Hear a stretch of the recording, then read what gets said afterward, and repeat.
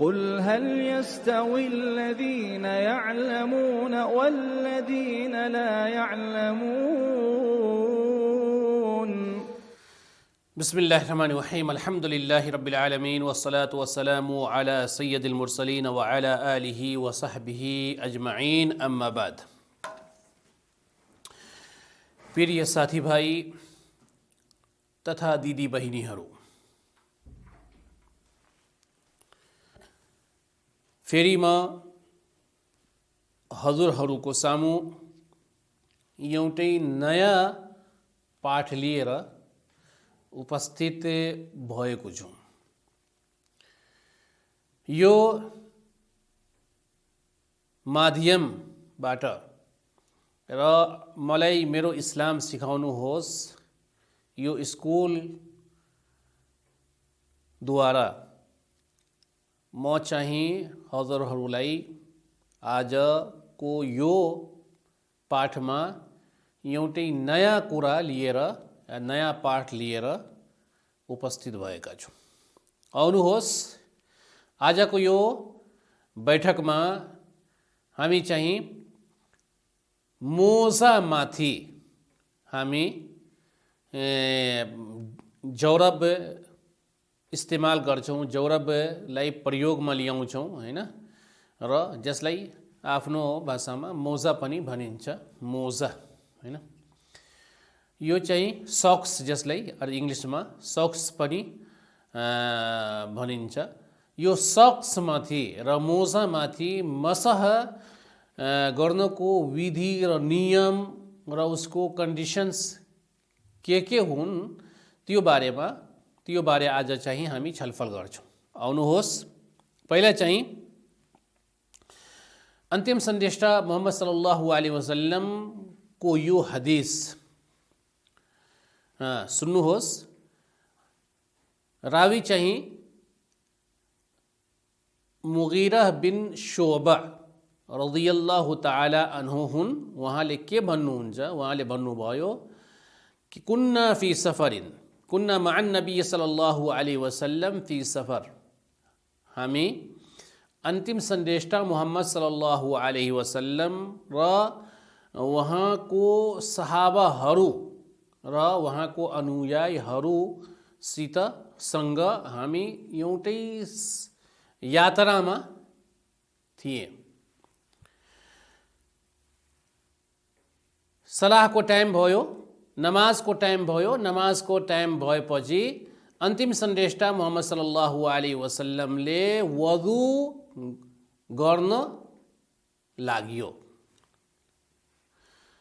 अब चाहिँ मुगीरा बिन शोबा रदियल्लाहु ताला अन्हुले भन्नुभयो कि मेरो विचार यो मेरो मनमा आयो कि आज चाहिँ म अन्तिम सन्देष्टा मोहम्मद सल्लल्लाहु अलैहि वसल्लमको खिदमत गरेर हैन, उहाँको सेवा गरेर म आफूलाई भाग्यमानी ठानु कि उहाँले के गर्नुभयो?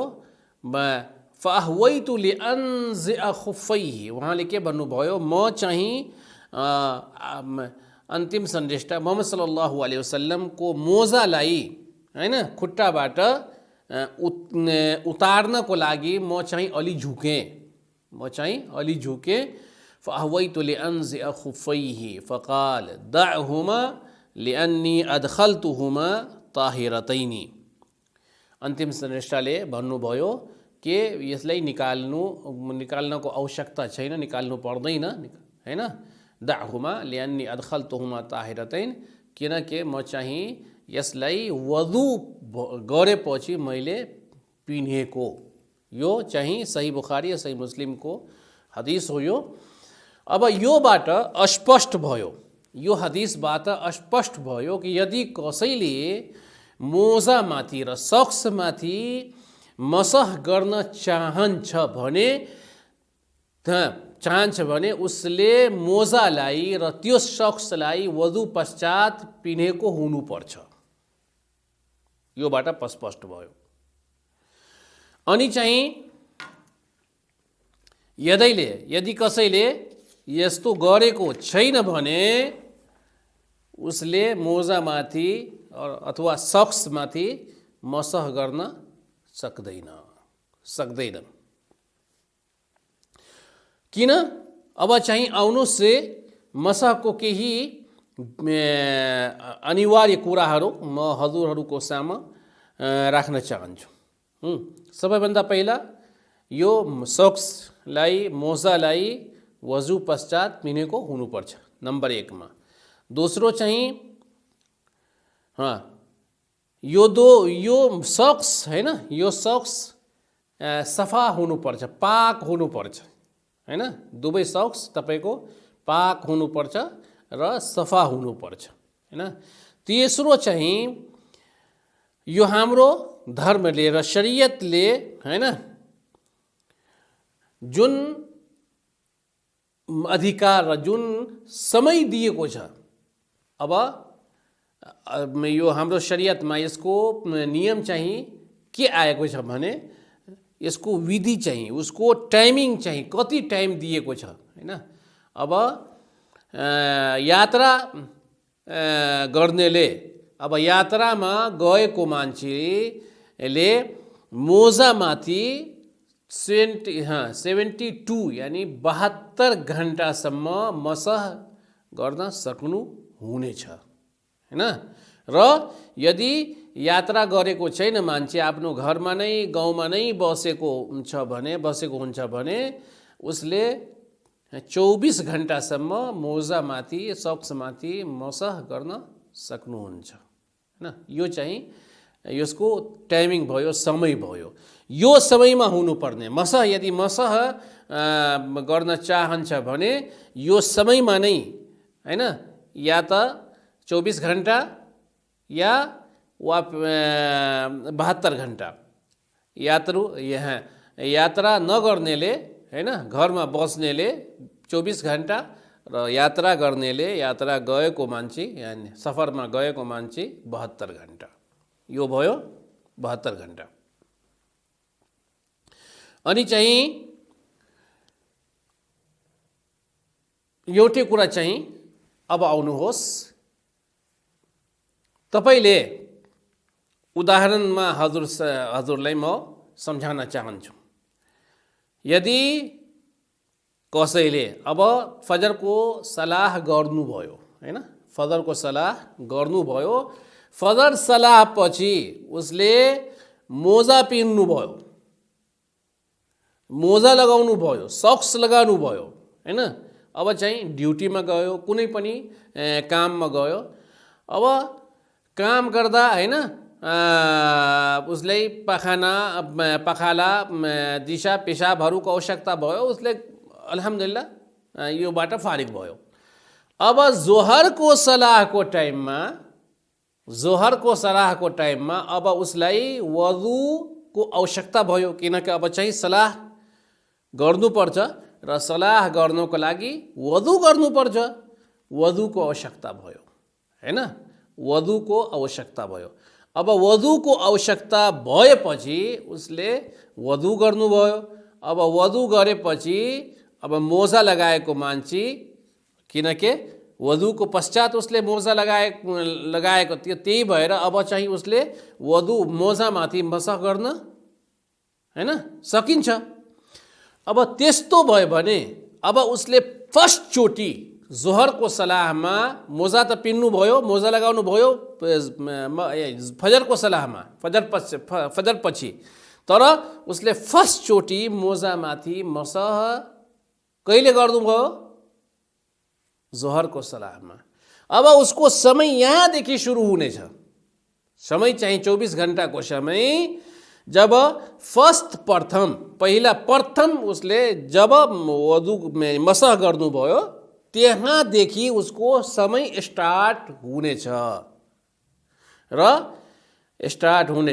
यानी अर्को दिन जोहर सलाहसम्म उसले मोजामाथि मसह गर्न सकिन्छ।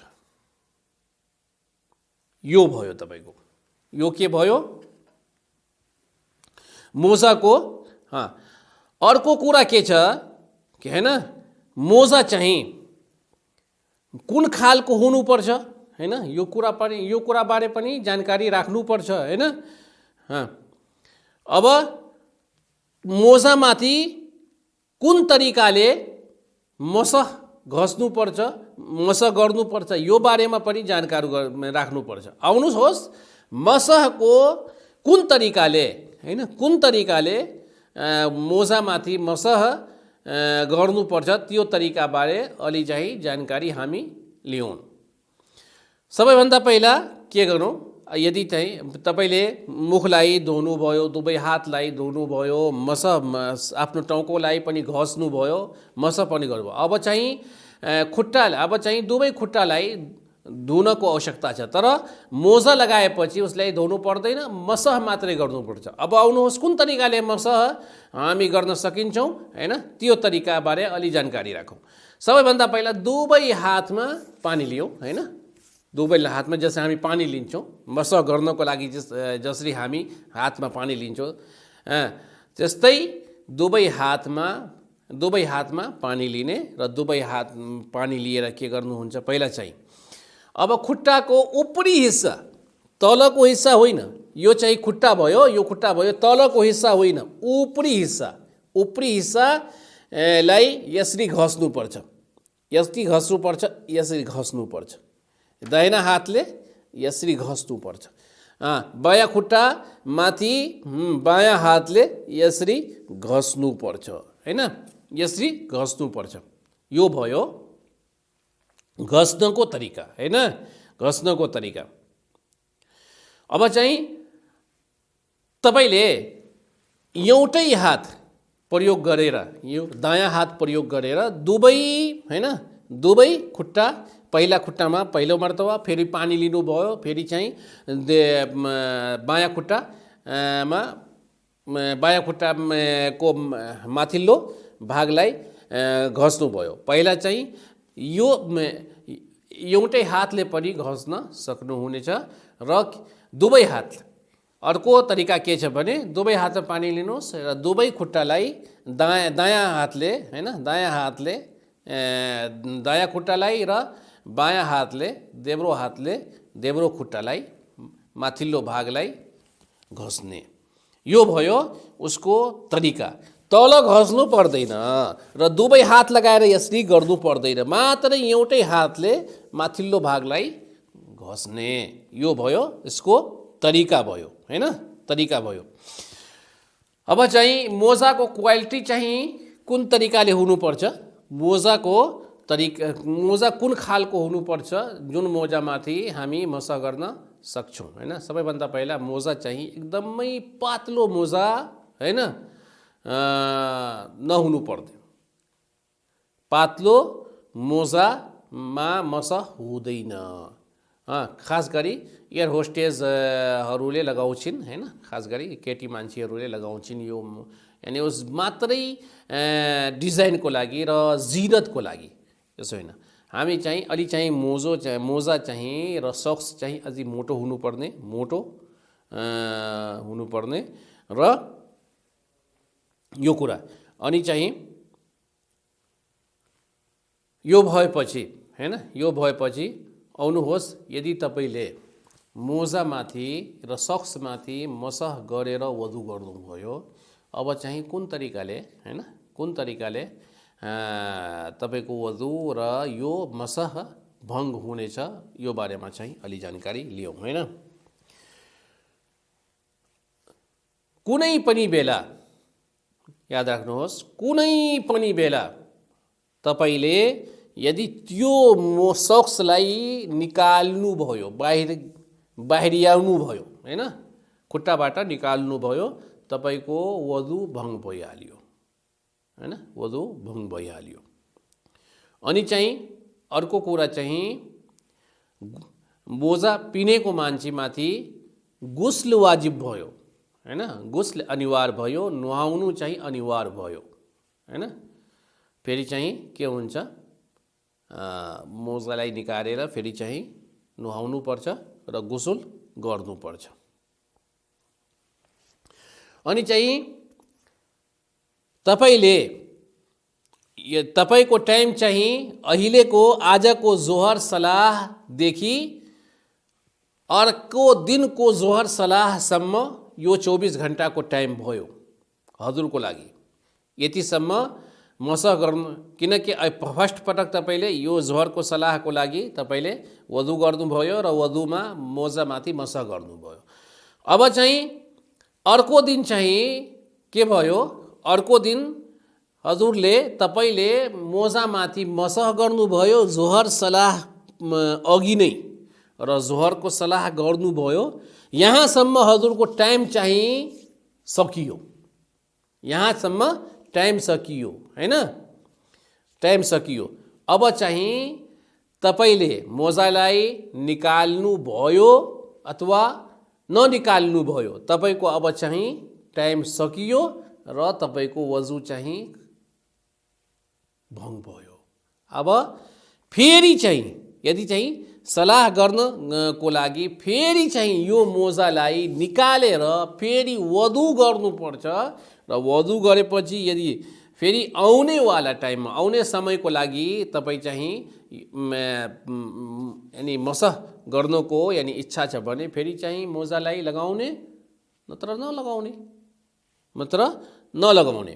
यो भयो हैन, यो भयो वधुको यानी मोजामाथि मसहको विधि र केही अनिवार्य कुराहरू, जुन कुराहरू बारे म हजुरहरूलाई जानकारी दिन चाहे। आउनुहोस् फेरि चाहिँ अर्को बैठकमा म फेरि उपस्थित हुनेछु र अल्लाह सुब्हानहु व तआलासित म फेरि प्रार्थना गर्छु कि अल्लाह सुब्हानहु व तआला हामीलाई ज्ञान प्रदान गरून् र त्यो ज्ञान अनुसार अल्लाह सुब्हानहु व तआला त्यो ज्ञान अनुसार हामीलाई हिँड्ने र अमल गर्ने शक्ति दिउन्। वमा तौफीकी इल्ला बिल्लाह। वस्सलामु अलैकुम वरहमतुल्लाहि वबरकातुहू। هل يستوي الذين يعلمون والذين لا يعلمون